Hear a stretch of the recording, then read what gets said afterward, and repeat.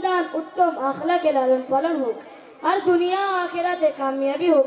এই জন্য আপনারা ইসলামিক স্কুল এ অ্যাডমিশন করান। শুধু কি ইসলামিক স্কুল এ অ্যাডমিশন করানো যথেষ্ট, নাকি সন্তানের কামিয়াবের মধ্যে তার পিতামাতার এবং বাড়ির পরিবেশে খুব গুরুত্বপূর্ণ রোল থাকে? আসুন আমাদের প্রশ্নের উত্তর পাওয়ার জন্য দেখি। As kids, let's welcome our next talent performance to present as kids importance of parents tarbiyah.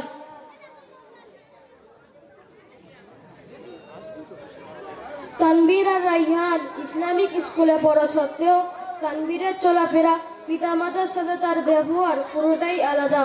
আমরা খুব ভালোভাবেই জানি যে প্রত্যেক বাচ্চা ফিতরাতে ও সালিমাতে জন্ম নেয়, অর্থাৎ জন্মগত দিক থেকে কোনো বাচ্চা এতটা খারাপ হয়ে যায় না যে পিতামাতার কষ্টের কারণ হয়ে দাঁড়াবে বা মানুষের কষ্টের কারণ হয়ে দাঁড়াবে।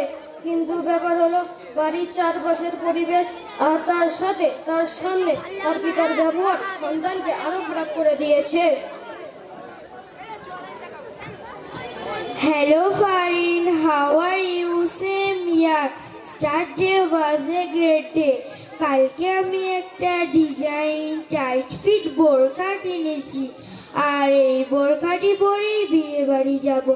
I will manage all the attention over there. Till then, take care.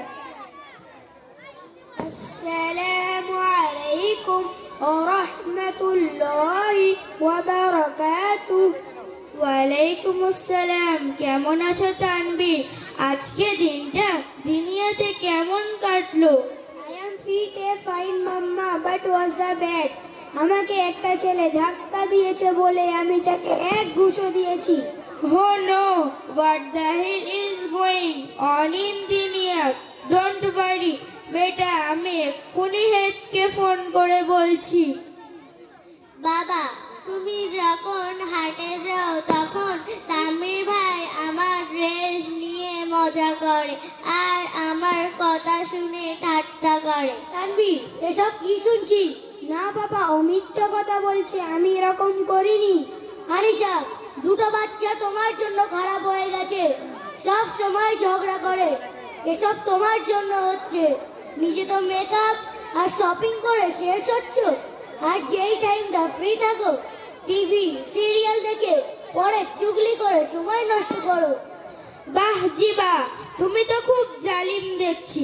সব সময় হাটে পড়ে থাকো আর যেই টাইমটা ফ্রি থাকো তোমার সোশ্যাল মিডিয়ার সাথে ব্যস্ত থাকো। তুমি তো আমার সাথে বিয়ে করনি, তুমি তো সোশ্যাল মিডিয়ার সাথে বিয়ে করেছো। আমার আর আমার বাচ্চার জন্য তোমার কাছে কোনো টাইমই নেই। বিয়ের পর থেকে শুধু আমারই ভুল দেখতে পাচ্ছ। চুপ করো, খুব কথা বলা শিখেছো। কেন চুপ করব? নিজে তো নামাজ পড়ো আর বাচ্চাকেও টাইমে মসজিদে নিয়ে যাও না। পাপা, কাল খেলা দেখছিলাম বলে দিনিয়াতে যাইনি, সেই জন্য দিনিয়াত থেকে ফোন করেছিল, তুমি একটু বলে দাও। আসসালামু আলাইকুম হুজুর। কালকে তানভীরের জানটা খারাপ ছিল বলে যেতে পারেনি, একটু ম্যানেজ করে নি।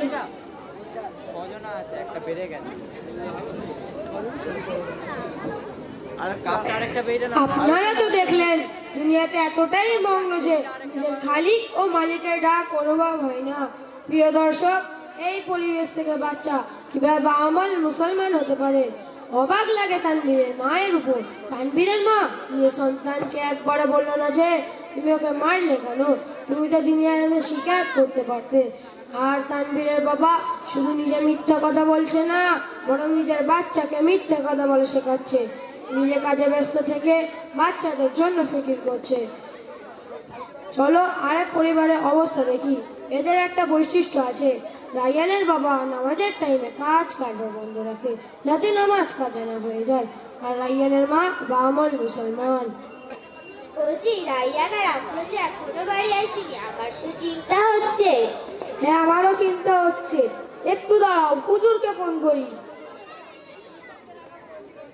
আসসালামু আলাইকুম হুজুর, আমার ছেলে মেয়ে এখনো বাড়ি পৌঁছায়নি, ওদের কি কোনো এক্সট্রা ক্লাস আছে নাকি?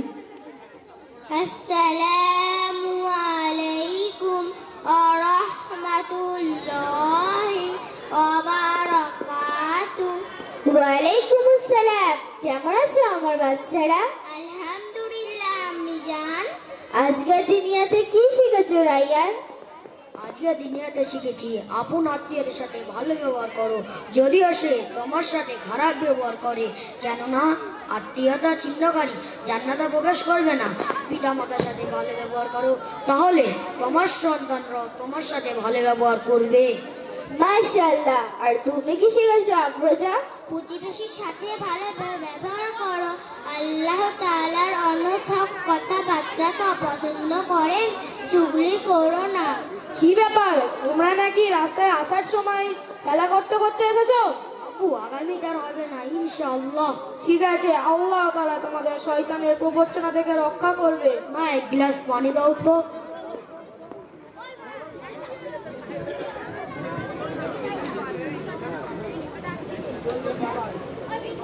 বাবু, তুমি পানি পান করার সুন্নাত ভুলে যাচ্ছ।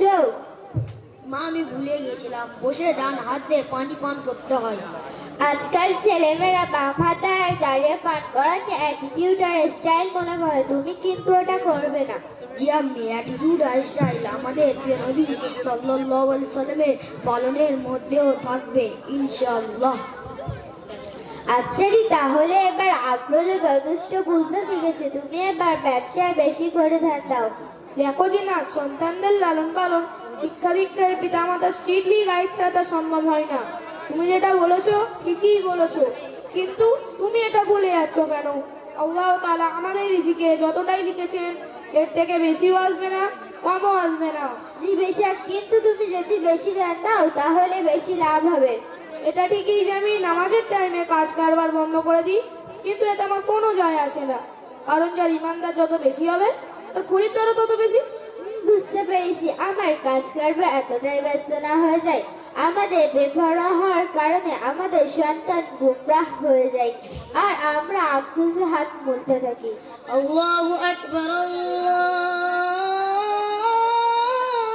আকবার, লা ইলাহা ইল্লাল্লাহ। চলো তালিম, নামাজ পড়তে যাই। থাক থাক, নিজেকে এত কষ্ট করতে হবে না। না না আব্বু, এটা কষ্ট না, এটা তো আমার পিতা মাতার ভালোবাসা, সম্মান এবং গুণগত হওয়া। আপনারা চলো আমরাও নামাজ পড়ে নিই। জি আম্মি। দেখুন, সন্তানকে উত্তম আদর্শ করতে গেলে সে যেগুলো শিখছে সেগুলো থেকে প্রয়োজন মতো মনে করিয়ে দিতে হবে। যেমন এখানে রাইহানের মা রাইহানকে পানি পান করা সুন্নাত মনে করিয়ে দিল। সম্মানীয় দর্শক বিন্দু, তানভীর আর রাইহানের ব্যবহার দেখে আমরা এটা বুঝতে পারি যে শুধু ইসলামিক স্কুলে ভর্তি করাই বাচ্চাদের ততক্ষণ পর্যন্ত পরিবর্তন আসবে না যতক্ষণ পিতামাতা তাদেরকে গাইড না করবে, নিজের ইচ্ছেকে ত্যাগ না করবে।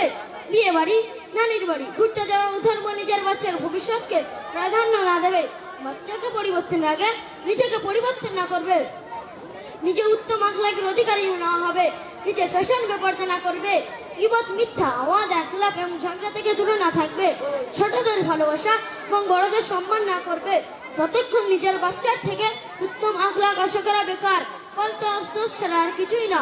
সুতরাং পিতামাতাকে একটা খুব ভালো করে বুঝে নিতে হবে যে বাচ্চার তাড়িবাদের সাথে সাথে নিজের নাফসকেও শুদ্ধ করে নিতে হবে, তবে এগুলো সম্ভব হবে। আসসালামু আলাইকুম ওয়া রাহমাতুল্লাহি ওয়া বারাকাতুহু।